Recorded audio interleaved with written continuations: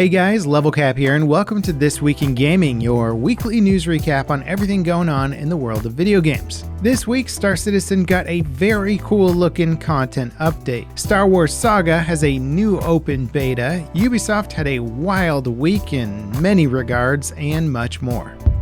Star Citizen's 4.1 update is live, and it is a massive one. It adds a brand new sandbox activity called Align and Mine, where players have to assault a base planet side, then go up to an orbital space laser mining station to arm it, then back down to the planet to fire it and collect some rare resources. Those resources play into a narrative around the game's human cloning system. And while it sounds like it could be a little tedious on paper, the trailer makes it look stunning. The update also introduces a new sandworm enemy called the Juvenile Valakar. These are basically baby versions of the massive sandworms that CIG are still working on. The update also includes two new vehicles, a mining starter ship called the Drake Golem and an Argo Atlas Geo, which is a variant of the game's power loader exoskeleton. This variant is dedicated to mining, and it includes a more advanced mining laser, onboard storage, and jump packs. That's right, jump jet mechs kinda just snuck their way into Star Citizen. I'm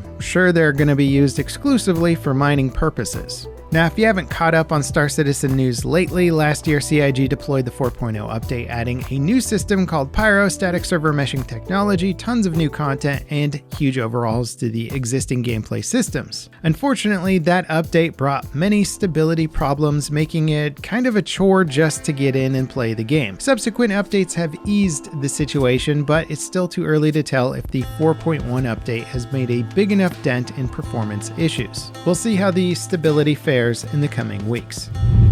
The Star Wars Total Conversion mod for Insurgency Sandstorm Sagas just launched an open beta for its next update. This is a huge update that improves the mod's maps, weapons, and character models. Some of the new content includes a new map set on Coruscant, a new Republic Commando character, new weapons like the Z6 rotary gun, and set dressing like capital ships flying overhead. Now obviously it's not quite ready for prime time since it's an open beta, and players are reporting issues with getting the mod just to download properly, crashes, and gameplay bugs, but overall it seems like a big improvement over the previous versions of Sagas. The sheer scale and quality of the mod is truly impressive. It's being developed by the lead dev behind Squad's Galactic Contention mod, which was also a Star Wars overhaul for that game. If you want to check out the open beta, simply search for Sagas in Sandstorm's server browser. Joining the server will automatically install the required mod files. Ubisoft is having a wild week. Assassin's Creed Shadows has reportedly been the second best day one unit sold in the franchise's history and has amassed over 3 million players since launch.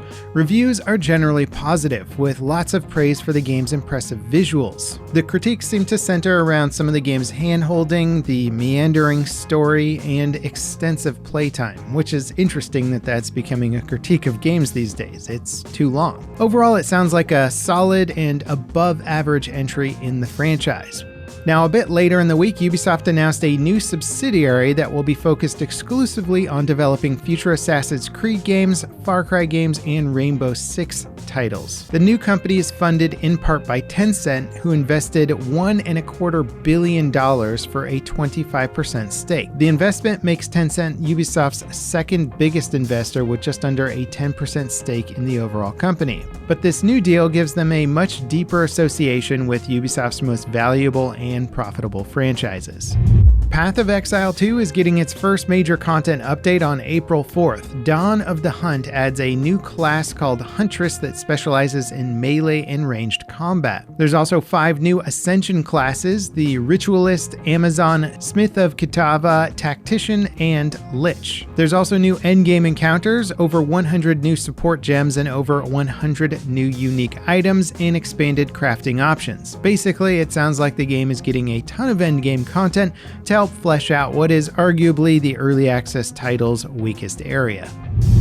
inZOI, a life sim similar to, Well, The Sims has launched on Steam to very positive responses from reviewers. The game is essentially The Sims, but with realistic graphics. And while that might not sound incredibly innovative, it's also not bloated with an insane amount of paid DLC and aggressive microtransactions, somewhat like The Sims. Many user reviews are actually praising it for making everything included in the base price. The one caveat to all of this is that the game is currently an early access title with a ways to go before being completed, and it remains to be seen how post-launch content will be monetized. Nintendo released a gameplay trailer for Metroid Prime 4 Beyond. It's part of their latest direct presentation, and to say that it looks stunning would be an understatement. And despite being a Switch title, which is a pretty underpowered platform by today's standards, it looks incredible with fantastic art direction, expansive environments, and particularly impressive lighting. It's been a long time since we got a new 3D Metroid game, and it looks like Nintendo is finally delivering the goods. They haven't announced a release date yet, aside from sometime this year. Upcoming tactical FPS Alara Prime is finally getting ready for launch. This is a 4v4v4 PvP class-based shooter in the vein of Counter-Strike or Valorant, with the twist being that two teams attack one defending team. The attacking teams have different amounts of time to complete their objectives, which basically ensures that the defenders are always dealing with a constant threat. Instead of the usual hero-based character format, the game utilizes 4 distinct classes with their own weapons, gadgets, and abilities, which might sound a little familiar to Battlefield fans, and that might be in part because Alara Prime is being developed by former DICE devs. They announced the game a couple of years ago and had some closed pre-alpha tests since then, but IGN apparently got hands-on time with the game as part of a media event and released their impressions via an article and video. The game looks solid, but it's tough to say if it has staying power. Many other titles such as Spectre Divide, Concord, and other tactical shooters have had to shut down mere months after launch.